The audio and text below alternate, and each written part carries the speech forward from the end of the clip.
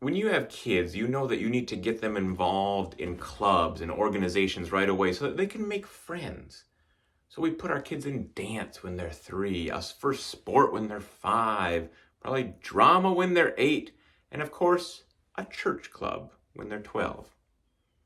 Now I know, some of you think that you go to church solely for religious purposes, but making friends is a big part of it. This was perfect, because I grew up in northern Wisconsin where everyone went to one of 2 churches, Lutheran or Catholic. My parents just had to choose one of those, and I would have had an instant group of friends. That was great because we were Mormon. Yeah, I was one of the weird kids. Now, thank goodness we had a Jehovah's Witness in our class. He couldn't stand up for the Pledge of Allegiance or go to other kids' birthday parties, so he was just a little bit weirder than us Mormons. But the church actually knew that people thought we were weird, and so they said, oh, don't worry, we have a scripture for you. 1 Peter 2, verse 9. I always like to pause there just a second to see if people think, am I supposed to look this up? Because I can.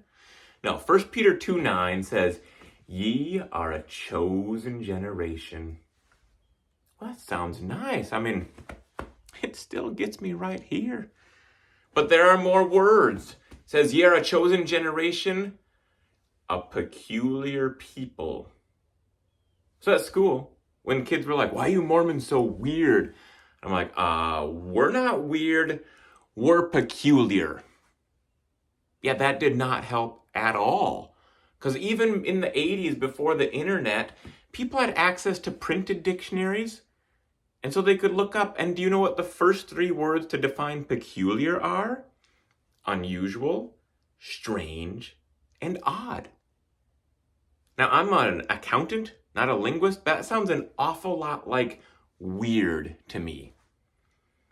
And after a few years, the churches kind of gave up, and they're like, yeah, okay, we're weird, we're peculiar, just find something you like about it. So, Mormons, oh Mormons, how art thou peculiar? Let me count the ways. Now first, we're peculiar just in what we call the groups that we meet together in. Like we have a ward. Now to most people in the world, the only ward they know is like the psychiatric ward at the mental hospital. So we try not to use that word. We talk about our congregation when we're talking with our non-Mormon friends. And so I remember being at work one Monday, chatting with a coworker about our weekends, just saying how stuff was going. And I just said, oh yeah, I go to the Hickory Hills ward for 3 hours every Sunday. She gave me a funny look, and then she's like, oh, I hear that's a really nice one. And I started to wonder, how had she heard of my ward? And I realized, she hadn't. She thought it sounded like a mental ward where I went to rehabilitate myself for 3 hours every Sunday. And if I'm serious just for a minute, isn't that really why we go to church? To rehabilitate ourselves? But steaks aren't any better, right? We could talk to our non-member neighbors and oh, hey, I gotta go set up chairs for a dinner at the steak center. Oh, gotta bring the side dish. We got a potluck supper at the steak center. I feel like when we leave, our neighbors get together and I don't know how I feel about their theology, but their meetings sound delicious. So much meat. Now, how about the things that we have our youth do? Are those peculiar? Well, let's see. Other churches will meet on Wednesday night for their youth group. Always Wednesday night. It's not that hard to figure out. They'll have a cool youth pastor with light facial hair and acoustic guitar on his back in his mid-20s.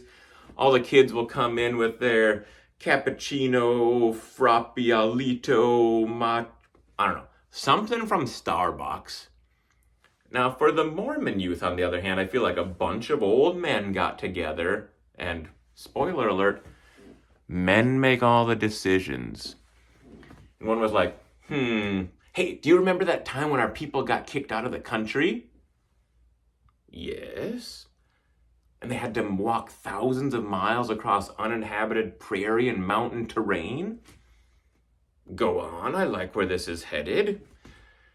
Well, they did settle in this gorgeous, lush valley with a huge lake next to it. Wait, what?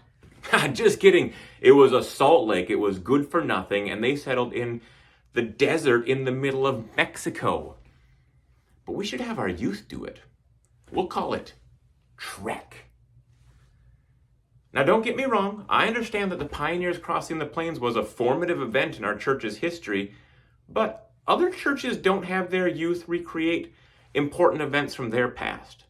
Right? I've never heard of the Lutherans putting their kids in like long black robes, giving them that sort of circle, like monk bowl haircut, and taking a list of 95 things wrong with your church to go nail on other church doors. They don't do that. And the Catholics definitely don't dress their kids in armor and give them swords and send them on ships to the Holy Land to go harass some Muslims. Hey, you Muslim? Yeah, that is not happening. So while other church youth groups are sitting on a beach somewhere, singing Kumbaya, holding their triple cascada and mocha blends, which is actually a real coffee.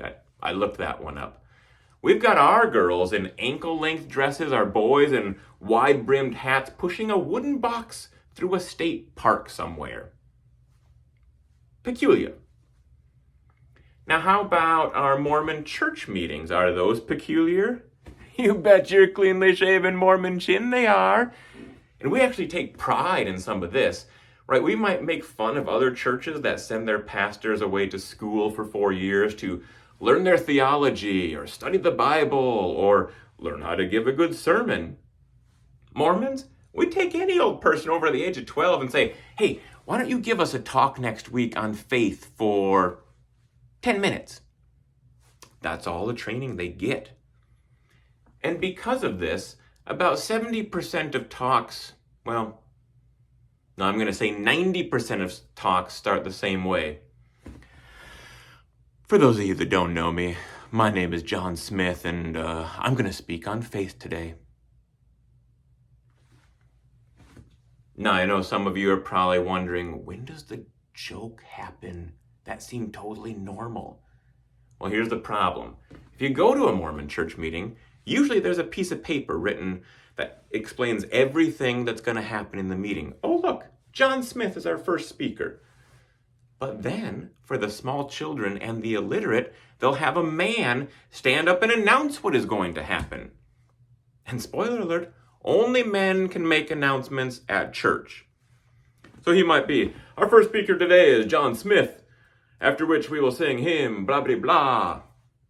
But then not more than 10 seconds later, John Smith will stand up and be, for those of you that don't know me, my name is John Smith, and I'm going to speak on faith today.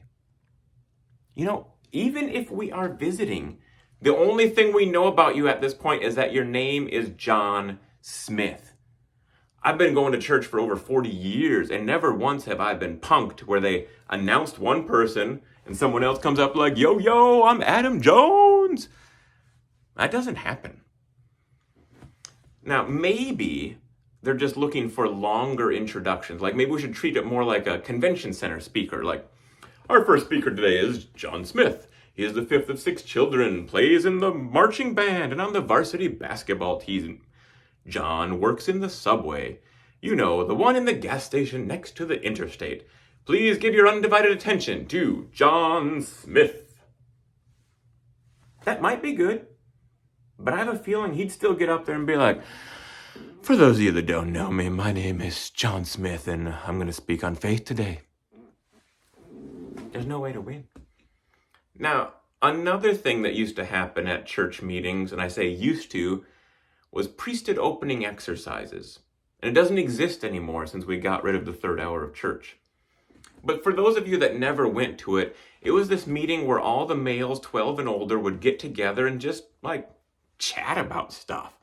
So you might get reports on stake dances, scout campouts, service projects. And they would just say, hey, Jimmy, can you give us a report on the stake dance? Jimmy would stand up and be like, so a bunch of us went there and it was crowded. So hot And like, I got home late last night, so I'm tired. So, yeah. You'll sit down. And if you were to look around right then, you would see all sorts of people nodding in approval as if to say, "Great report, James. Thank you for the intel." There's only one problem. It was a terrible report. I didn't go to the dance and I could have given that report. In fact, when I look back, I did give that same report about a stake dance 25 years ago. But we never trained Jimmy on what he was supposed to say. We just thought by standing up in front of people, he was gaining a valuable life skill. So what's going to happen 15 years later when he's the sales manager at some company and like, James, can you give us the sales report? So like, we sold a bunch of stuff last quarter and like worked pretty hard. So like, now I'm tired. So, yeah. You know what's going to happen? Jimmy's going to get fired. But at least he's peculiar. He's got that going for him. Now, there's one more interesting thing. If you go to any Mormon meeting, and you will come across something called Mormon Standard Time. Now, Mormon Standard Time can be defined as 16 to 24 minutes after whatever time zone you're in the world. It's amazing. I mean, a meeting could start at 11, you look around and there's like 20, 30 people, and then all of a sudden at 11:20, you're like, whoa, there's 200 people here. Where'd they all come from? Not just following Mormon Standard Time. Now, at work, we have a pretty big office in Salt Lake City, so I'd actually explained Mormon Standard Time to some of my employees. And one day, a lady came in, she's like, "Oh, I'm so mad. I asked Rex for the answer, and it's been 3 days ago. Is this because of that Mormon Standard Time thing?" And I'd admit 3 days was probably a little excessive, but then she asked, "Why do you have Mormon Standard Time anyway?" Now, I'd like to say I got inspiration, but that feels a little blasphemous, so I will just say an idea popped into my head, and I said, I'm just going to lay it out straight. As Mormons, we know we belong to the true church, that we are guaranteed to go to heaven. Now, if you already knew you were going to heaven, would you be real worried about answering every little accounting or tax question or being on time for a meeting? Like, I don't think so. So there you go. Mormon Standard Time. Explained. Now, of course, all of this leads up to the granddaddy of them all, the word of wisdom. Now, of course, this is where we don't drink, we don't smoke, no drugs, and no coffee. Now, for my family and many other families in the 80s, the coffee thing was because of caffeine. So we had no caffeine at all in our house. In fact, when we found out that Barg's root beer had caffeine, instantly banned. Which, if you've ever had A&W, why would you drink Barg's? It's so bitter. But still, so it was interesting. In 2012, Mitt Romney was running for president. The church actually came out and said, you know what, caffeine is not against the word of wisdom. And if you were paying attention right then, you'll notice the earth wobbled slightly. Yeah, 16 million Mormons took the Diet Coke from under their desk to the top of their desk, and that synchronized motion made the earth wobble slightly. But now, at least I can throw back a Dr. Pepper here and there and not worrying about having to, play poker with the devil for eternity, because I hear he cheats. Now, as a kid, though, this was a problem. I can remember being at a Milwaukee Brewers baseball game, and my aunt and uncle and cousins, they're not members of the church, they were passing around the big stadium cup drink, and I took a swig, and I was like, "Plah!" They're like, "Matt, what's wrong? Did a bee fly in it? What happened?" And I said, "No, it's Coke." Yeah, as far as I was concerned, I just snorted a few lines of cocaine or tossed back a few shots of vodka. I was going straight to HE double hockey stick, because that was not a word I said either. So I was very happy when the whole Mitt Romney thing happened, and yeah, I can have Mountain Dew periodically. But it does make coffee harder to explain. And I was at a swim meet once, which if you're a parent that does swim meets, you know they're really fun for 30 seconds and then boring for an hour before your kid swims again. So in that boring hour, I found another dad and we chatted, and two men can cover every topic that exists in an hour. So we'd gone through everything. We'd even made it through politics. We were down to religion. We'd gotten so deep, we were all the way to the word of wisdom. And he actually said, hey, I understand the no drinking. I understand the no smoking. But he's like, coffee? Like, why? So I had a Mountain Dew Kickstarter in one hand, a Red Bull in the other. I'm like, coffee. Woo! Yeah, I don't know. I don't know.